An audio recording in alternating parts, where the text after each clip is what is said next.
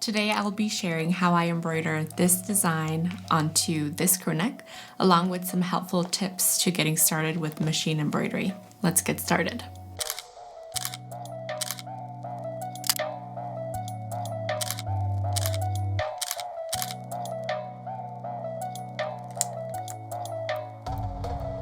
If you're new here, welcome. My name is Yannette. I'm an occupational therapist and co-owner of Little Comfy Goods, where we embroider crew necks and create adventure-inspired stickers.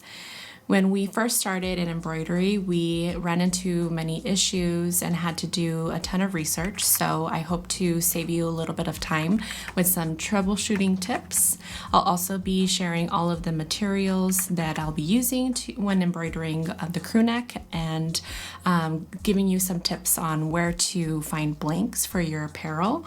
Make sure you stay to the end to learn how to troubleshoot the most common embroidery problem. We'll be linking everything that I share today in the description below. First, I want to talk a little bit about the design I'll be embroidering. I have been digitizing all of our designs, and it's been a big learning curve for me, but it's also been super rewarding to see my designs come to life. And so if that's something that you are interested in learning and would like to add to your skill sets, then I would highly recommend you check out the Embroidery Legacy with John Deere. He's such a great teacher, and I've taken so many of his classes, some of which are free and accessible on YouTube. What I really appreciate is him talking about the theory behind digitizing and embroidery, and it's helped me grow a greater appreciation for embroidery. This design is the first in our new collection for the US states, and we started with Washington because it's our home state. For this design, we have a little bit of a complex design. We have 6 colors, and there's a combination of tatami fills, satin stitches, and the text is a font that's in the software. So the machine is going to be able to switch on its own the different colors. Also, the apple has 3 shades of red, so I kind of worked on blending those colors, so that was really fun to do, although it did take me some time. If all goes well, this design should embroider, or the machine should be able to finish this design within about 30 minutes. As you're getting started, a good place to access embroidery files that are ready for you to embroider and required no digitizing are Creative Fabrica and Etsy. And I talk a little bit more about this topic in our Embroidery Made Easy video linked in the description. Now that we've covered the design, let's talk about blanks. If you're just getting started, before you purchase any blanks, we recommend that you practice on some spare fabric, such as an old t-shirt or a crew neck. Pro tip, you can also use 2 sheets of stabilizer to practice with your design in your machine. Once you're familiar with your machine and you're ready to get your design onto some apparel, there's a couple of places that you can go. Jiffy.com and alldayshirts.com are good places to go because you'll get discounted rates, which are much better in comparison to online retailers such as Amazon or Joann's Fabrics. Now, if you have your business license, then we highly recommend you check out S&S Activewear, where you will get the best deals on blanks. And if you have a reseller's permit, then you will save on taxes since they're part of your manufactured goods. But please make sure to check with your tax professional to make sure you're complying with your local laws and regulations. All right, so now let's get started with prepping your crew neck. First, you'll want to fold it in half. Using a straight edge like a ruler, you'll take some tailor's chalk, draw a line down the center, and this will serve as a guide to align your crew neck. I'm going to show you 2 different ways to hoop your crew neck. The first is using the hoops that came with your machine, and the second as a convenient upgrade. Starting with the hoops that came with your machine and some stabilizer, you can start preparing your crew neck. As you may know, there are several types of stabilizer, and choosing the correct one will be your first step. The crew neck I'm using is very soft and a stretchy material. It is 80% polyester, 20% cotton. Cutaway waist stabilizer is going to be the best choice for this crew neck, as I'm going to need a little bit more stability for this heavier and stretchy fabric.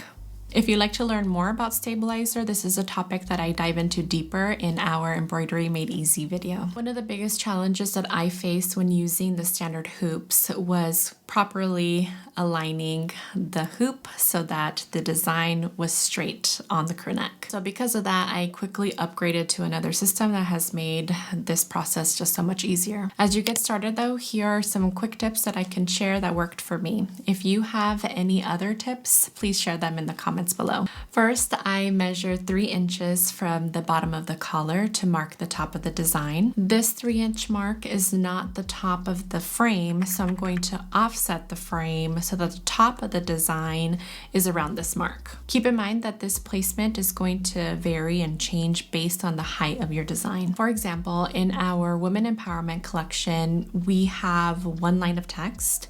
So the space between the top of the frame and the top of the design is going to be a lot larger. So that means that when I hoop the design, it's going to be a little bit higher to offset that space. Here's another example of a design that is taller and would require a different offset from the collar.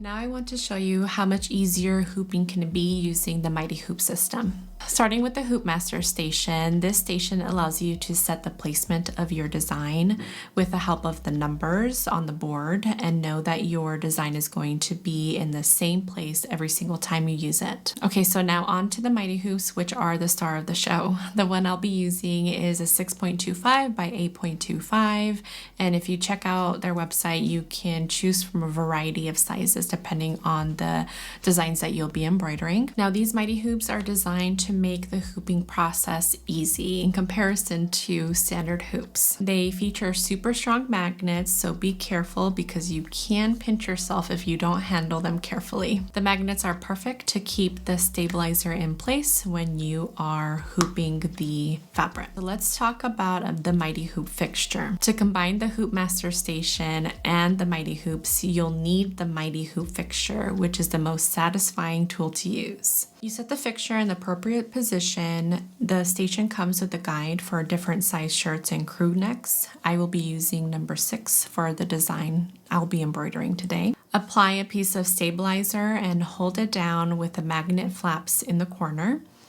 Now you place your crew neck onto the station using the shoulders and center line as your guide to make sure the crew neck is centered. Then for the satisfying part, add the top half of the Mighty Hoop to the top of the fixture by pushing down on both sides to magnetically hoop the crew neck. The Mighty Hoop station has been such a great investment for us in our small business, as time is very valuable.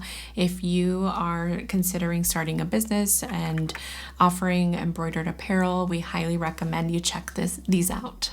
Now that you have your design ready and your crew neck prep, it's time to move on to the embroidery machine.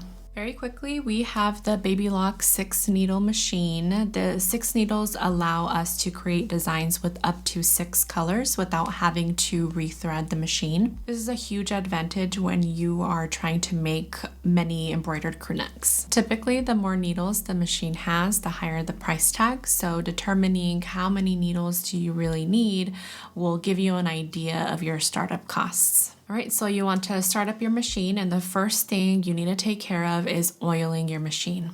The BabyLock gives me a warning or a notice every single time I turn it on to oil the machine, and I do that right away so that I do not forget, because you really do need to oil your machine before every use. We purchased this long neck bottle, which has made it easier to oil and be more accurate with the drop. Next, let's add in the bobbin thread. Bobbin thread is just as important as the embroidery thread. It provides support and stability to the underside of the embroidered design. You'll want to make sure to be using bobbin thread that's specifically made for machine embroidery. We've been using the Magna Glide pre-wound bobbins in white. These have been working really well for us. They're high quality and they have a magnet in each bobbin, making it easy to pop into the bobbin case when we're threading it. All right, so let's talk about embroidery thread. Embroidery thread comes in various materials. You have polyester, rayon, cotton, and metallic threads. We've been experimenting in using rayon thread, which has a more silky look and the colors are more vibrant in comparison to the other options. We purchased the Madeira Rayon Embroidery box of 80 small spools, which are 220 yards each. This is a great way for us to test different colors for our designs. It's so difficult to get an accurate representation of what the color will look like when we're looking at it on the screen. And it's been just so helpful to have the actual spools of thread in front of us and putting it side by side to the fabric to get an idea of what it will look like. Once we decide on a color and like the way that it looks on the thread, then we can decide whether or not to buy larger spools. So this is a great way to test several colors very quickly without spending too much money, which can be very easy to do with embroidery thread. Okay, now I need to swap out the embroidery thread for my Washington State design. Right now I have all of the California State thread on my machine, so I'm going to show you how to quickly re-thread the spools without completely undoing the thread in the machine. First, I will cut the thread and swap the spool for the new embroidery thread color. I will tie a knot and to connect the old thread to the new one. Make sure that you create a pretty tight knot because we don't want that unraveling as you are feeding it through. Now all you do is you go down to the needle and pull all the way until the new thread is completely threaded to your needle. And from there, you prepare your machine to thread the needle and you let the machine do the hard work. With all of that in place, we can now transfer the file onto your embroidery machine. There are multiple ways to transfer digital files onto your embroidery machine. The most common is using a USB drive.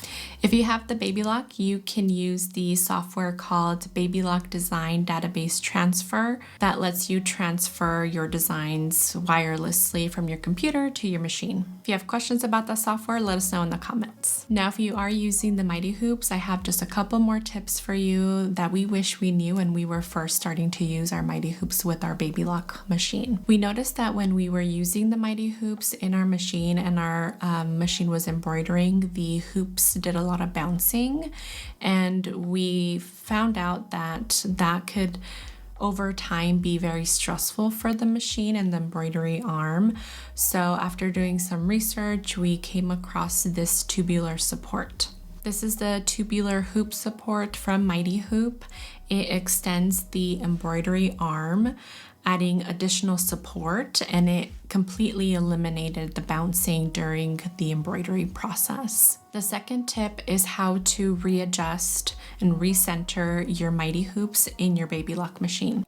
All you have to do is press the home button on the screen and your BabyLock machine will readjust and center your hoop. Try that out if you're having any of those error codes saying that the hoop is not big enough for your design. Now, before you hit embroider or go on your machine, you want to make sure to trace your design before doing so. And this is just to make sure that your design is going to fit within the space of your hoop. This is a good habit to get into, tracing once or twice just to make sure that the needle is not going to hit the frame. And this is of course especially important if you are using aftermarket parts such as the Mighty Hoops with your machine.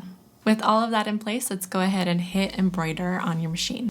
I like watching the machine go, especially if it's the first or the second time I'm embroidering the design, just to watch out for any inefficiencies or places that I can edit the design to make it run more smoothly.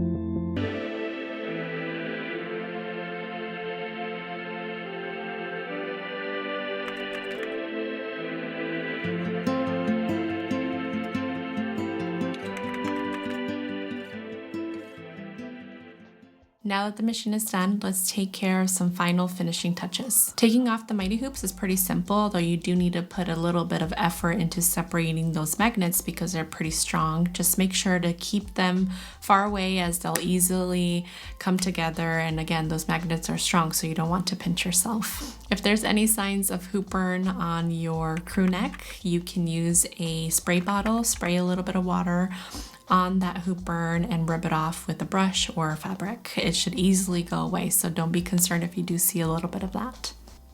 Next, we'll turn the crew neck inside out and cut away any of the extra stabilizer. Make sure you're using your sharp scissors so that it makes it a lot easier. You can also use those scissors to cut off any extra thread on the stabilizer, or you can also use a torch like this one to burn them down to the stabilizer quickly. If a torch isn't your type of tool, you can also use a thread burner. It'll take a little bit more time because you'll need to be very precise on the thread. You can find all of these tools linked in the description.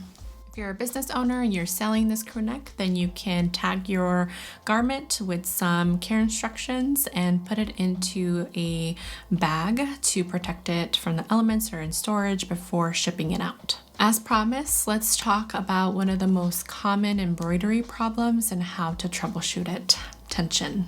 If you're getting multiple thread breaks, your machine is not catching the bobbin thread, or the bobbin thread is peeking through your embroidery, you likely need to adjust your tension. Your first step in troubleshooting is your bobbin thread and your bobbin case. Starting with the bobbin thread. Be aware that not all bobbin threads are perfect. One trick I've learned is discarding about a foot of the initial string of a new bobbin thread, and that's just to get rid of any imperfections or snags as the thread was finalizing around the bobbin thread. Now onto your bobbin case. I would recommend you get into the habit of cleaning out your bobbin case every time you are putting in a new bobbin, and that's just because it's so easy to get debris or dust accumulated in the bobbin case, especially after several hours of use. Try using an air duster or brush, and also making sure you're getting into the hook cover. Now, the placement of the bobbin in the case and the case in the hook cover are also very important. Make sure you are properly winding your thread through the bobbin case, and at the very end you should hear a snap. And as you pull the thread, you should feel some tension. To place your bobbin case into your machine, you'll want to hold it in using that little tab. Lift that up to hold it and slide it into your machine about halfway through. Once you're about halfway, you can let go and then push it the rest of the way, and you should hear a snap. Now we test our tension in a couple of ways. First, we use this design that comes with our embroidery machine to test our tension on all 6 needles. It creates 6 different columns for each needle to see the upper and lower thread tension. Once your machine is done, you want to look at the underside of the embroidery to check for tension of the upper and the lower thread. For correct tension, you're looking for 1/3 of the embroidery thread color on the left, 1/3 of the bobbin thread on the center, and the final 1/3 of the embroidery thread on the other side, essentially breaking it up into thirds. If you're seeing too much embroidery thread on those columns, then you can do one or two things. You'll either need to tighten your upper thread tension or loosen your bobbin case to allow less of the embroidery thread to come through. If you're seeing the opposite, too little embroidery thread, then you'll either want to tighten your bobbin case or loosen your upper thread tension to allow more of that embroidery thread to come through. We've also been using a tension gauge, which has also been very helpful in dialing in our tension. You'll want to research the recommended tension ranges for your thread and your bobbin thread, and this could be a quicker way for you to dial in your tension. Once you've tested and adjusted your upper or lower thread tension based on your first trial, you'll you'll want to rerun your machine and make some comparisons and adjust from there, whether that's tightening your bobbin case, loosening your upper thread. You'll want to use a similar guide that I mentioned before. Tension is certainly one of the most difficult things to troubleshoot in embroidery, so if you'd like a more in-depth tutorial on dialing in your machine, let us know in the comments. We hope you found this information helpful, and if you did, we would really appreciate it if you would hit that like or subscribe button. That way YouTube knows that this is valuable and pushes it out to other viewers like you. We're just starting our YouTube journey, and we hope to build our channel to be a resource for everyone so we can all come and learn together. Now, if you want to see how we run our 5-figure business out of this tiny room, then I recommend you watch this video next, where I give you a full tour of our space and the equipment that we use for our small business. See you there. I feel weird doing this. Okay, we're gonna have so many bloopers for this video. If you were here, what would you tell me? I'm struggling. Oh, Lordy. Okay, positive vibes. Very made easy. Here we go. From the top, hold on, I'm rambling now. So stop. Our next topic from the top. I don't know, I'm making this really confusing. I'm trying to make this easier for you. Okay, I always add in extra stuff that I don't need to. Okay, I see the finish line. I'm almost there. Stop.